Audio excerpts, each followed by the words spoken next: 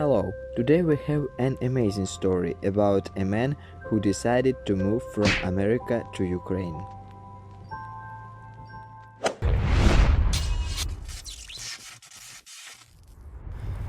Why did you come to Ukraine?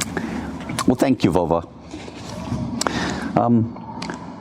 When I was a child in church, I would listen to missionaries talk about the work that they had done, and I would think to myself, it's great that missionaries come to feed people and to provide medical care, but if they're there just for a few days and feed them for a few days, what does that really accomplish? And if they treat their medical needs, what happens the next time they have a medical need? And these were just the thoughts of a child. But as the old saying goes, if you give a man a fish, you feed him for a day. But if you teach him to fish, you feed him for a lifetime. Well, about 3 years ago, I was listening to a presentation that was given at our church's missionary committee meeting.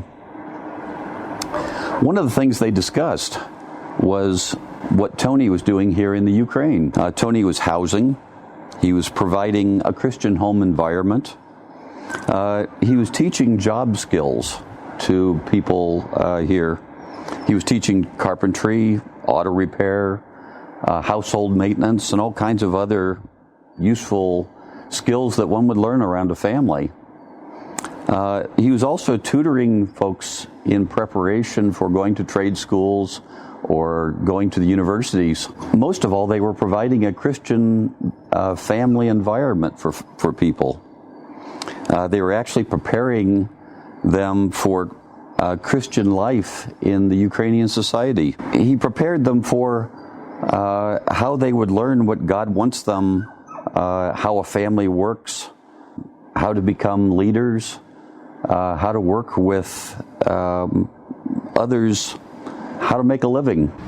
Over the last 2 years, I visited the Ukraine 4 times. I've had the opportunity to participate with Bible studies. I've had a chance to help with projects. I had a chance to make chili with them and for them. I got a chance to know the people at our house and love them. About a year ago, after speaking with Tony and Shanna, I decided that this is a work that I'd like to be able to help with. So, on July 3rd, I retired from my job with the Department of Energy, but let's talk a little bit about that process.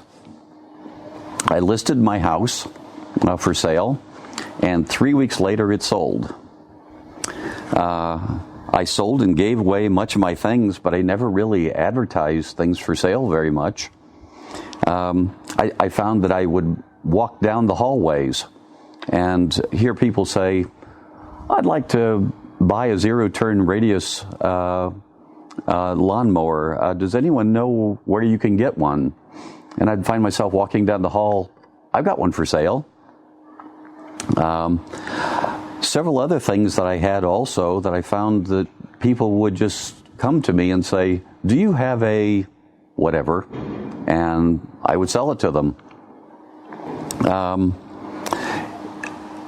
Many things I had, I gave to my son. I had talked to my daughter about things that she was interested in having. But I started recognizing that because my daughter lived in Florida, I was going to have to keep my truck and in order to deliver things to her. So I called my daughter one day and said, would you mind if I drive my truck to your house with the things that you wanted, if you'd take care of selling it? My daughter kind of laughed and said, it's funny, but right before you called, I was just talking about, I'd like to buy a truck for the purpose of being able to transport things around my place. So I was able to actually just give her the truck. But in general, it was just funny about all the doors that God just opened for me. Well, on July 25th, I arrived at Ukraine with a one-way ticket. In the time I've been here, I have worked with the kids doing concrete work, building fence. I've dealt with electrical problems.